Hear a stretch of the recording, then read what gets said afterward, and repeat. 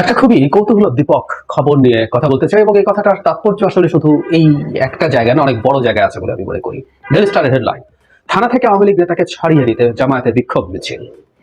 একটি মামলা সন্দেহভাজন আসামি হিসাবে পুলিশ সদর উপজেলার মির্জাপুর ইউনিয়নের 2 নম্বর ওয়ার্ড আওয়ামী লীগের সাংগঠনিক সম্পাদক মানে পদে থাকা শফিকুলকে আটক করে। শফিকুল ওই ইউনিয়নের মৃত নুরুল হকের ছেলে। আটকের পর জামায়াতের 70 থেকে 80 জন নেতাকর্মী বিক্ষোভ মিছিল নিয়ে থানা প্রাঙ্গণে যান এবং শফিকুলকে ছেড়ে দেবার দাবি করেন। জানান জয়দেবপুর থানার ভারপ্রাপ্ত কর্মকর্তা ওসি মোহাম্মদ আব্দুল হালিম দা ডেইলি স্টারকে তথ্যের সত্যতা নিশ্চিত করেছেন। তিনি বলেছেন, শুক্রবার সন্ধ্যা 7টার দিকে ওই আওয়ামী লীগ নেতাকে আটক করা হয়েছে। তাকে ছাড়িয়ে নিতে জামায়াতে ইসলামীর নেতারা থানায় এসেছিলেন। তারা দাবি নিয়ে আসতেই পারেন, কিন্তু আমার ছেড়ে দেওয়ার সুযোগ নেই। তাকে একটি মামলার সাসপেক্ট হিসেবে আনা হয়েছে বলেন হালিম।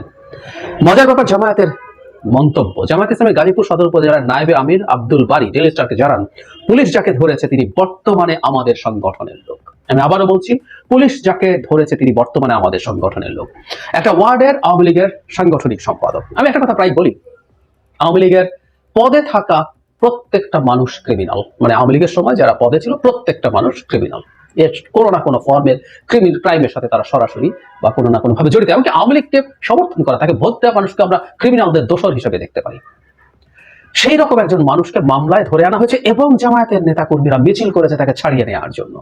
এবং তাদের নায়েবে আমির, ওখানকার একজন গুরুত্বপূর্ণ পদধারী মানুষ, তিনি খুব স্পষ্টভাবে বলেছেন, সদর উপজেলার খুব ছোট মানুষ নন, তিনি বলেছেন, এখানে খুব ইন্টারেস্টিং ব্যাপার আছে, পুলিশ যাকে ধরেছে তিনি বর্তমানে আমাদের সংগঠনের লোক। তার মানে উনি এটা অস্বীকার করছেন না তিনি অতীতে তার ভিন্ন কোনো একটা পরিচয় ছিল। পরিচয় ক্লিয়ার। তার মানে জামায়াতে এখন আওয়ামী লীগের লোকজন ঢুকতে শুরু করেছে। ইনফ্যাক্ট এটা একটা অ্যালার্মিং সাইন। এটা জামায়াত বলে বলছি না। কিছুদিন আগে আমাদের নিশ্চয় মনে আছে, কাউন্সিলরদের একটা সমাবেশ ডাকা হয়েছিল, যেখানে তাদের প্রতি যে ধরনের কথা বলেছে তাতে একটা ইঙ্গিত আছে। বৈষম্য বিরোধী ছাত্র আন্দোলন এবং জাতীয় নাগরিক কমিটি মিলে যে দল তৈরি করতে যাচ্ছে সেখানেও এদের যাওয়ার জায়গা আছে। এবং আমরা নিশ্চয়ই মনে রাখবো, আমাদের মনে থাকার কথা, যারা নাসিরউদ্দিন পাটোয়ারি জাতীয় নাগরিক কমিটির আহ্বায়ক খুব স্পষ্টভাবে বলেছিলেন যে তাদের যে দল আছে তাকে একটু মানে দেখাশোনা করতে, একটু দেখে রাখতে, একটু সুবিধা দিতে। এই ঝুঁকি বিএনপিরও নেই তা না। আমি আসবো আসলে মূল বিষয়টা কি। আওয়ামী লীগের লোকজনের কাছে এখন বেসুমার টাকা আছে, বেসুমার টাকা ওদের এক একজনের কাছে, এবং তাদের হাতে লোকজন আছে, সাংগঠনিক শক্তি আছে তাদের। ফলে নতুন যে দল, যেটা ছাত্রদের যে দল তৈরি হতে চায়, তার তো বটেই, জামায়াতেরও বাংলাদেশে যদি নির্বাচনী রাজনীতিতে খুব বড় কোনো ফ্যাক্টর হতে হয়, মানে জোটের রাজনীতিতে জামাত ফ্যাক্টর, কিন্তু একক শক্তি হিসাবে জামাত বিএনপির তুলনায় এখনো কিছুই না। ফলে তারা তাদেরও দল ভারী করার টেন্ডেন্সি তৈরি হতে পারে। ফলে তারা এই লোকজনকে ঢোকাচ্ছেন দলে।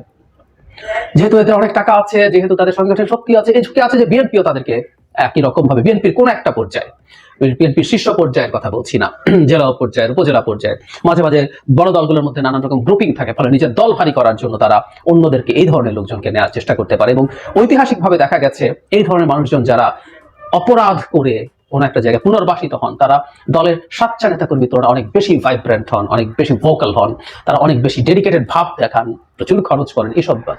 সো এই ঝুঁকি প্রত্যেকটা দলের ক্ষেত্রে আছে। আমাদের এই সতর্কতা জারি রাখতে হবে নাগরিকদের জায়গা থেকে, এরা যাতে পুনর্বাসিত না হয়।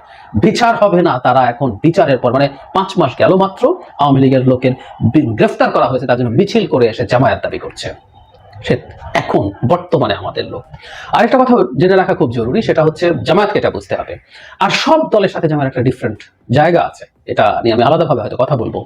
তাদের ব্র্যান্ডিং, তাদের দলের সাথে ইসলাম আছে এবং তারা ব্র্যান্ডিং করেন তারা নীতি আদর্শ ভিত্তিক রাজনৈতিক দল।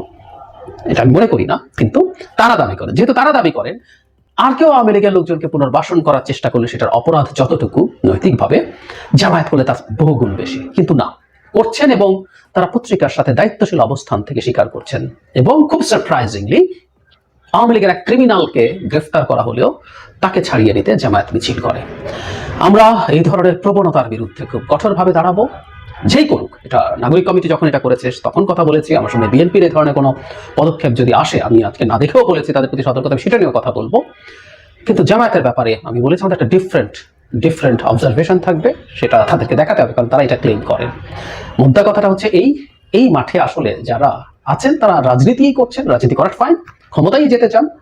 এখন তার দলকে মানুষের কাছে সেল করার জন্য এক একজন এক এক ন্যারেটিভ আনেন, কিন্তু তাদেরকে এটা খেয়াল রাখতে হবে সেই ন্যারেটিভটা সাথে তাদের আচরণ যেটা আছে সেটা কমপ্লাই করে কিনা, সেটা ম্যাচ করে কিনা। না হয় তারা তীব্র আক্রমণের শিকার আরো হবেন, তারা নিশ্চিত থাকুন।